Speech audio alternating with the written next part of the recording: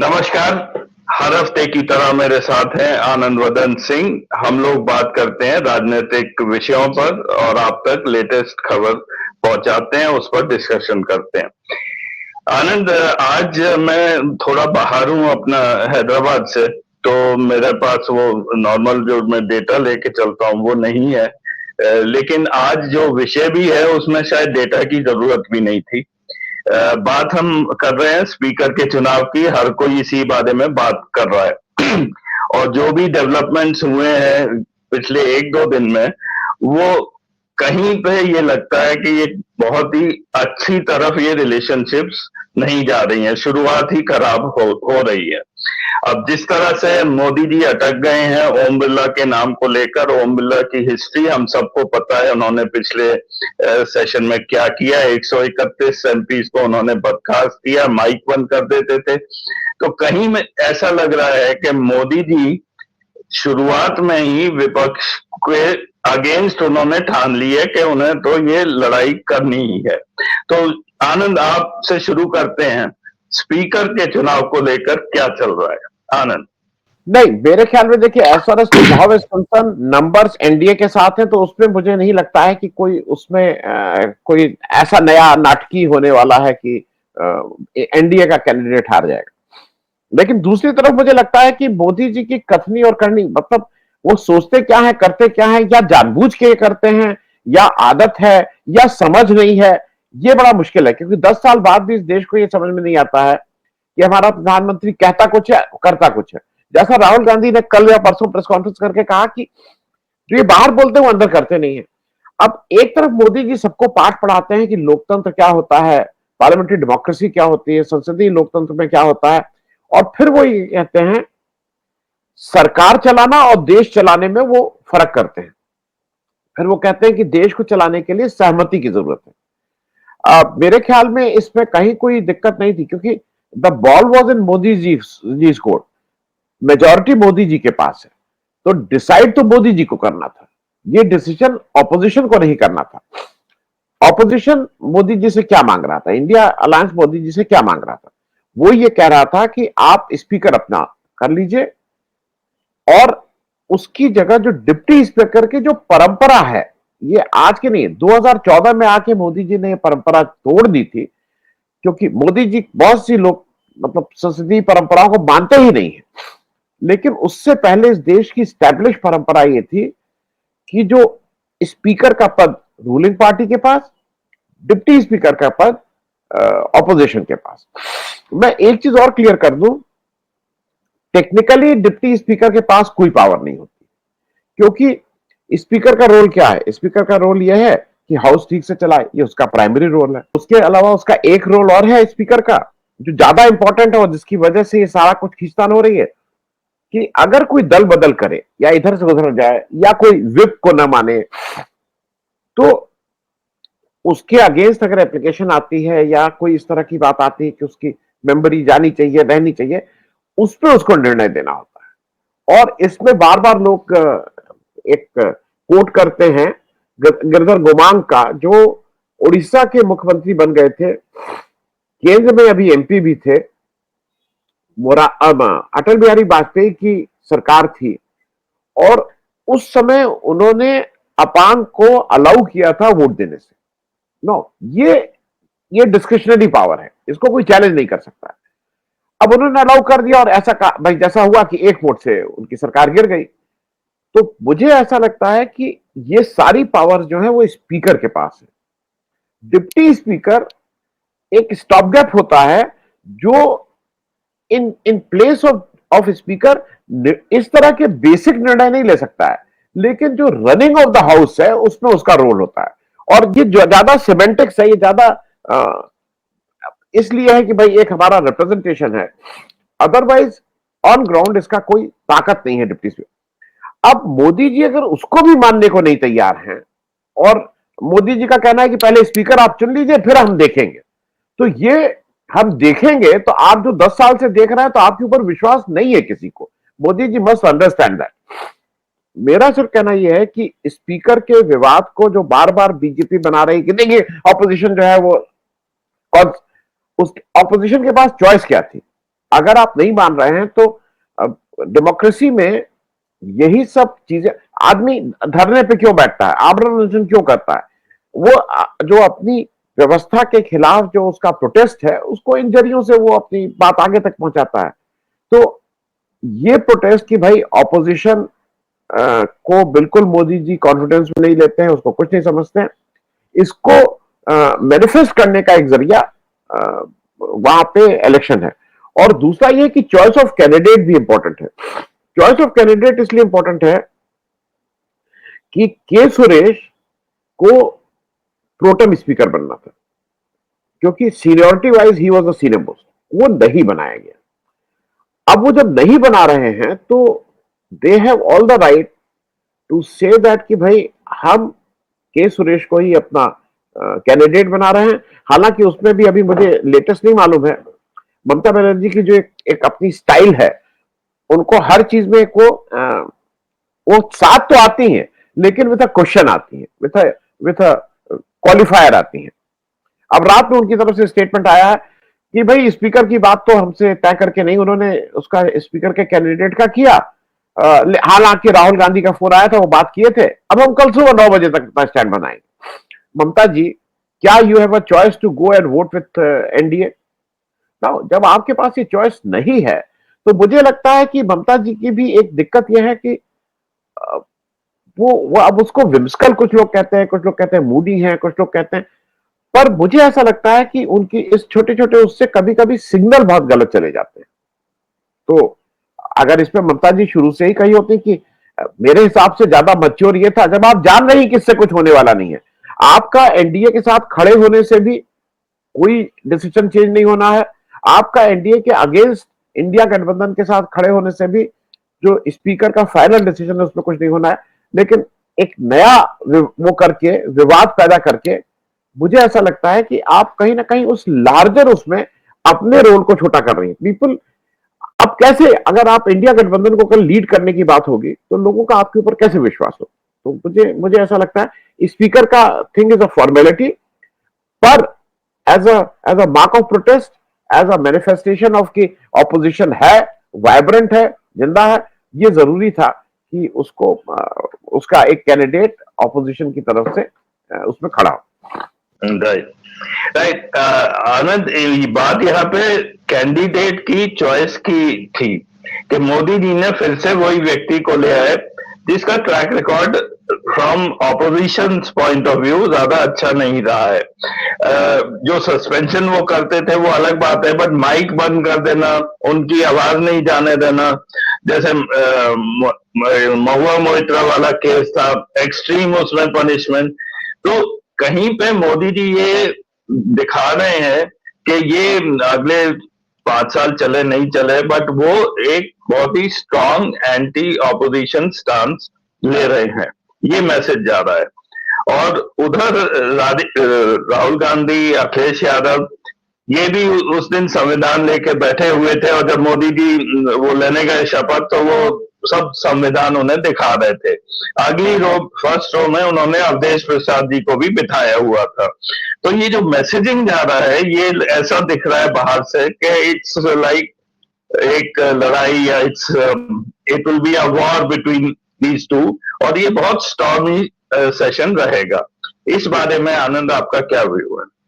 अगर मैं एक चीज और ऐड करना भूल गया था स्पीकर इलेक्शन के लिए, स्पीकर इलेक्शन का एक इंपॉर्टेंस और है, ये जो अनअटैच पार्टीज है, मतलब जैसे वाईएसआर कांग्रेस, हालांकि बीजू जनता दल का तो कोई वहां नहीं है, लेकिन कुछ इंडिपेंडेंट्स है, कुछ और पार्टीज है, इनका भी रुख साफ होना होगा उनको। जैसा आपने अभी शो शुरू होने से पहले बताया कि वाईएसआर कांग्रेस ने कहा कि भाई हम एनडीए के साथ जा रहे हैं, तो ये भी स्पष्ट हो जाए कि ये जो अनअटैच लोग हैं ये किसके साथ है। तो स्पीकर इलेक्शन में एआईएमआईएम किसके साथ वोट देता है, एक ही सीट है, लेकिन वो किसके साथ खड़ा होता है ये इंपॉर्टेंट है। तो मेरे ख्याल में उस दृष्टि से एक जो प्रैक्टिस मैच नहीं होता है, उस हिसाब से ये इंपॉर्टेंट है, कौन किसके साथ खड़ा हो रहा है ये भी साफ हो जाएगा। एक दूसरा, अब आपने कहा कि ओम बिरला जी का व्यवहार ज्यादा अच्छा नहीं था। पहली चीज तो यह है कि ये कभी नहीं हुआ कि बीजेपी ने यह कहा हो कि भाई स्पीकर हमारा डिप्टी स्पीकर आपका, क्योंकि अभी मैसेजिंग क्या हो रही है कि ओम बिरला पे ये लोग तैयार नहीं थे, ऐसा नहीं है। पहली बात ये थी कि स्पीकर हमारा तो हो सकता है वो डिप्टी स्पीकर के लिए महुआ मोइत्रा को कहते कि नहीं महुआ मोइत्रा, अब आपको मतलब अगर मैसेजिंग की बात है, अगर ओम बिरला आपकी तरफ से आ रहा है तो हमारी तरफ से महुआ मोइत्रा हो रही है। ये मतलब मैं I am giving a political answer to all these things. आप अगर उनको ला रहे हैं तो हम अवधेश प्रसाद को यहां डिप्टी स्पीकर के पद के लिए कर रहे हैं। ये मैसेजिंग हो सकती थी, लेकिन यहां तक बात आई नहीं, वो इस पर तैयार ही नहीं है बीजेपी कि उनका स्पीकर पद रहेगा। डिप्टी स्पीकर अभी हम कुछ नहीं बोलेंगे, हम जब इलेक्शन हो जाएगा तब देखेंगे। तो ये एक मेरे ख्याल में पोजिशनिंग की बात थी। अब मैं दूसरे जो आप कह रहे हैं ना कि उनका व्यवहार ज्यादा ज्यादा अच्छा नहीं, खराब था, भर्सना योग था, निंदनीय था। और वो मैं दो तीन चीजें बोल रहा हूं। और वो कहते हैं ना कि स्पीकर का पद, आपको उस पद का सम्मान आप डिमांड नहीं कर सकते हैं। You have to command that respect by your action, and with mister Om Birla has failed to do that. Mister Om Birla, आप ये बात कह रहे हैं, जो सबसे बड़ा उनका मेरे हिसाब से जो सबसे बड़ा आप मतलब निंदनीय काम रहा, सदन के अंदर रमेश बिधुड़ी नाम का एक बीजेपी का सांसद गंदी गंदी गाली देता है एक मुस्लिम सांसद को, गंदी गंदी गाली, उसकी एप्लीकेशन आती है और ओम बिरला जी उस एप्लीकेशन पे बैठे रहते हैं। ओम बिरला जी को अगर उस एप्लीकेशन पे कुछ किए होते तो आज मैं मानता कि भाई ठीक है, उनका एक बायस हो सकता है कहीं, लेकिन वो बाय एंड लार्ज वहां ओम बिरला जी का दूसरा ओम बिरला जी 100 से ऊपर सांसदों को बर्खास्त करके बिल पास करवाने का काम करते हैं। He becomes a party to it. Number 3, Om Birla ji जिस तेजी से राहुल गांधी का, अगर आपको याद हो सूरत में जब लोअर कोर्ट ने उनको सजा दी 1 साल की, तो वो ऑर्डर गुजराती में था। वो ऑर्डर 12 घंटे के अंदर दिल्ली पहुंच जाता है, उसका अंग्रेजी ट्रांसलेशन हो चुका होता है और उसको अगले मतलब 24 घंटे से कम समय में ओम बिरला जी उस पर कार्रवाई करके इनको बर्खास्त कर चुके होते हैं। अगले 10-12 घंटे के अंदर उनके घर को खाली करने की नोटिस जारी कर चुके होते हैं। ओम बिरला मतलब आप, मेरा कहना है कि आप बड़ी किसी उसका पुर्जा तो बनिए, लेकिन ऐसा पुर्जा मत बन जाइए कि कल के दिन आपको आंख मिलाने में कहीं दिक्कत हो। ओम बिरला जी वो शख्स हैं कि जब मणिपुर पे बात हो रही थी, और ये कांग्रेस ने अपने उस पर बार बार कहा है, उसका कोई जवाब नहीं आया। मणिपुर पे राहुल गांधी बोल रहे थे, 13 मिनट राहुल गांधी बोले हैं, 11 मिनट फोकस ओम बिरला के मुंह पे था, camera was on Om Birla. तो अगर दोनों चीजें, अगर ओम बिरला इतने मासूम और इतने वो हैं तो उनको स्पीकर बनने लायक नहीं। अगर उनको समझ में नहीं आता है कि people take them for a ride. मैं ये बात इसलिए कह रहा हूं कि ओम बिरला जी किसी भी तरह से उनका जो कंडक्ट रहा है, जो उनका आचरण रहा है, वो स्पीकर लायक नहीं रहा है। और अगर दूसरा टर्म कर रहे हैं तो ये मोदी जी की स्टाइल है, और स्टाइल के अलावा मोदी जी को इसी तरह के लोग अच्छे लगते हैं। मोदी जी को, जो मोदी जी के आसपास का जो लोग हैं इसी तरह के लोगों से घिरे हुए हैं, तो उनको इसी तरह के लोग अच्छे लगते हैं। तो अब मोदी जी का अगर टेस्ट ओम बिरला का है, मैं तो ये कहूंगा कि ये मोदी जी का टेस्ट दर्शाता है कि उनको कौन पसंद है। तो उनको ओम बिरला टाइप लोग अगर पसंद है तो अब बीजेपी, मतलब ये मुबारक हो बीजेपी, मुबारक हो इस सरकार को। दे ऑपोजिशन तो अपना काम करेगा ही करेगा, क्योंकि इस बार शायद ओम बिरला जी जिस तरह से बुलडोज करते थे वो शायद इतना आसान नहीं होगा बुलडोज करना। अजय जी, आनंद, एक और खबर है कल की जिस पे थोड़ा आपका कमेंट चाहिए। Rahul Gandhi leader of opposition बन गए हैं, अब फॉर्मली डिक्लेयर हो गया है रात में। अब राहुल गांधी शायद पहली बार किसी रिस्पॉन्सिबल पोजीशन पे आए हैं। उससे पहले वो एमपी तो बहुत बार रह चुके हैं, लेकिन ना वो कांग्रेस सरकार में कभी मंत्री बने थे और कांग्रेस के प्रेसिडेंट वगैरह वो बीच में रहे थे। लेकिन ये एक एलओपी की पोजीशन बहुत खास होती है और जिम्मेदारी वाली होती है, खासकर इस वाले जो सेशन है और जो लोकसभा है, क्योंकि इसमें बहुत ही स्ट्रांग ऑपोजिशन है। तो राहुल गांधी का एलओपी डिक्लेयर होना और उनका आगे का अब रोड मैप, क्यों मैं इस लिहाज से बोल रहा हूं कि काफी हम में से ऐसे लोग हैं जो ये ऐसा सोच रहे हैं कि opposition या इंडिया गठबंधन should have stricken when the iron was hot. यहाँ पे थोड़ा डिले लग रहा है, थोड़ा ऐसा लग रहा है कि ये लोग ढीले पड़ रहे हैं। और अगर मोदी जी की स्ट्रेंथ आ गई और वो 3 कहीं चले गए एमपी, तो फिर बहुत ही मुश्किल होगा इंडिया को। तो उस एंगल से भी राहुल गांधी का रोल क्या रहेगा? आनंद। नहीं देखो, अजय मैं बहुत स्पेसिफिक हूं। मैंने शायद 10-12 दिन पहले एक शो भी किया था, उसका मैं लिंक होगा तो अभी लगा दूंगा इसमें। मैं बहुत स्पेसिफिक पहले दिन से हूं कि राहुल गांधी को लीडर ऑफ ऑपोजिशन बनना ही बनना चाहिए। अब मेरा उसमें कहीं दो ओपिनियन नहीं है। एक एक क्योंकि बहुत से लोगों का ओपिनियन ये था with in Congress, outside Congress, opposition, कि राहुल गांधी को और ये लोग उनके वेल विशर थे कि राहुल गांधी को लीडर ऑफ ऑपोजिशन का पद नहीं लेना चाहिए। उनको ये लग रहा था कि जो राहुल गांधी की लोगों से कनेक्ट है, जो उनका घूमने घामने का है, जो लोग जो बातें कहते हैं, वो इफेक्टेड होगी। ऐसा लोगों का मानना था कि ऐसा लोगों का मानना था कि उनका जो जो ओवरऑल पर्सोना है उसमें कहीं इफेक्ट है। मुझे उसमें 2-3 चीजें लगती, मैं उसको 2-3 अलग अलग ढंग से देख रहा हूं। Let us discuss it in 3 roles.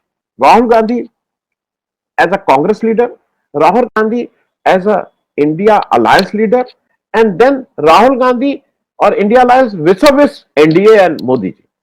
तो पहली चीज विद इन कांग्रेस, राहुल गांधी आप देखते हैं कि खड़गे जी के साथ दिखाई पड़ते हैं, लेकिन वो खड़गे जी को हरदम आगे रखते हैं, खड़गे जी को सम्मान देते रहते हैं, लेकिन वो दिखाई देते हैं।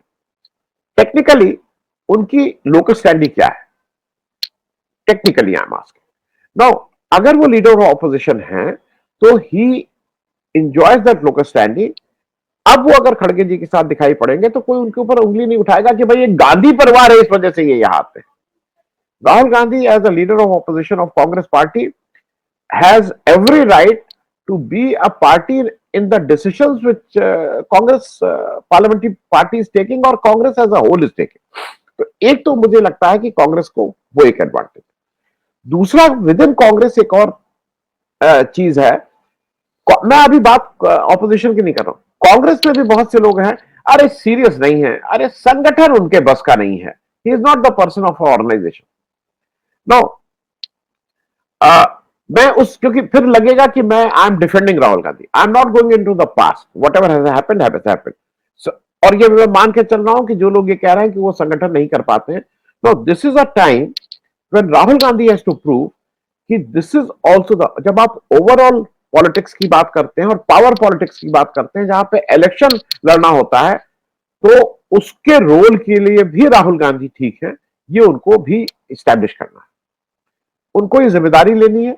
और मुझे ऐसा लगता है कि लीडर ऑफ ऑपोजिशन, लोगों का कहना है ना कि वो बहुत, ऐसा नहीं है। अगर आप देश के प्रधानमंत्री हो, लीडर ऑफ ऑपोजिशन हो, कांग्रेस प्रेसिडेंट हो, आपके पास एक टीम ऑफ पीपल रहते हैं जो आपको मदद करते रहते हैं उन डिसीजंस लेने में। तो it is also your skill to how good you manage this. तो एक तो कांग्रेस की बात हो गई। विद इन इंडिया गठबंधन ऐसा हुआ था कि बहुत से हार्ड बर्निंग हुई थी कि किसको कन्वीनर बनाना चाहिए, किसको प्रेसिडेंट बनाना चाहिए, और अगर नीतीश जी को कन्वीनर बना देते तो वो छोड़ के नहीं जाते, ममता जी को, इस तरह की बातें हो रही। आज बिना कुछ कहे इंडिया गठबंधन में राहुल गांधी से बड़ा लीडर कोई नहीं है। लोग इसको जनरली एक्सेप्ट करने में थोड़ी दिक्कत होती थी। मैं 3-4 नाम भी ले लूं, जैसे अखिलेश यादव जी को शुरू में दिक्कत होती थी। अखिलेश यादव जी का भारत जोड़ो यात्रा में उस तरह का पार्टिसिपेशन फर्स्ट भारत जोड़ो यात्रा में नहीं था। भारत जोड़ो न्याय यात्रा तक आते आते, इलेक्शन खत्म होते होते, आज बॉडी लैंग्वेज दूसरी है, आज बाइंडिंग दूसरी है, आज वो जो एक साथ बॉन्डिंग दूसरी है। तो मैं इस बात को कह रहा हूं कि इंडिया गठबंधन में भी as a leader of opposition he becomes the natural, not only natural, he has a official authority also to lead that. उनके पास एक लीडर ऑफ ऑपोजिशन का पद है कि भाई पार्लियामेंट के अंदर तो मुझे ही आप लोगों की देखभाल करनी है। सारा गेम लोकसभा में होता है, खड़गे जी राज्यसभा में, खड़गे जी के दफ्तर में ही अभी तक सारी स्ट्रैटेजी बनती थी, सब लोग वहां जाते थे, वो शायद वैसे ही रहे, लेकिन लोकसभा में राहुल गांधी इसको लीड करने में। और राहुल गांधी अभी भी ये है कि आप इंडिया अलायंस के सारे लोगों को देख लीजिए, पिछले 5 साल में राहुल गांधी ने जिस तरह से सरकार को लोकसभा के अंदर घेरा था, उतना कोई और दूसरा नहीं घेर पाया था। ऑपोजिशन के कुछ बहुत अच्छे स्पीकर्स हैं जिन्होंने अपनी बातें कही थी, लेकिन उनकी पार्टी ही में शायद वो अभी अपने अपने को स्टैब्लिश नहीं कर पाए, विदाउट नेमिंग एनीवन। अब आ जाती है बात बीजेपी के साथ, मतलब विस एनडीए।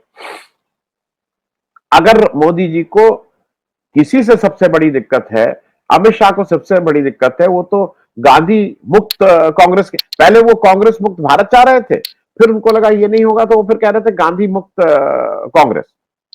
तो जो इससे नंबर 1 आपको दिक्कत है, जिससे आप सबसे ज्यादा डिसबैलेंस होते हैं, तो as a strategy also Rahul Gandhi अगर वहां रहेंगे तो दो चीजें हो रही हैं।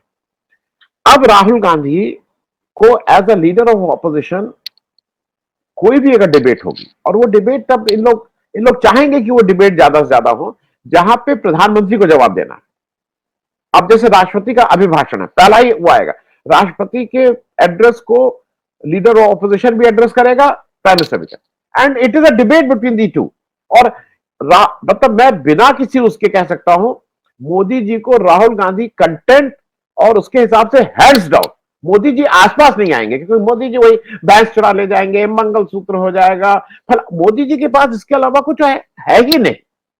राहुल गांधी कंटेंट की बात करेंगे, और मुझे लगता है कि जो इंडिया का एजेंडा है, जो एजेंडा बेरोजगारी है, जो एजेंडा महंगाई है, जो एजेंडा किसान है, उसको राहुल गांधी ज्यादा मजबूती के साथ रख देंगे। और अब as leader of opposition Om Birla की हिम्मत नहीं होगी कि उनके भाषण में उतने उसको जो कुछ अंश है उसको उड़ा दे। अब वो इतना आसान नहीं होगा ओम बिरला जी के लिए। दूसरा, ये बात इसलिए मैं कह रहा हूं, टेक्निकली बीजेपी अब ये नहीं कह सकती कि he has not earn. Congress with 99 people in the parliament has the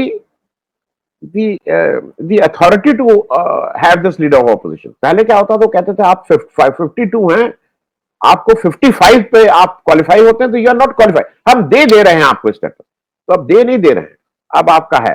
और दूसरी बात यह है कि अगर साल में एक ही बार 2 बार देयर आर सर्टेन अपॉइंटमेंट जिसमें prime minister, leader of opposition और जो अब मोदी जी तो उसको ऐसा बना दिए कि मोदी जी का कोई साथी उसमें रहेगा, लेकिन उस कमेटी में अगर राहुल गांधी हैं तो राहुल गांधी उसको ज्यादा शिद्दत से, ज्यादा टेक्निकली अपनी बात रख पाएंगे, और मोदी जी तो उनसे अनकंफर्टेबल रहेंगे, इसको तो कहीं कोई।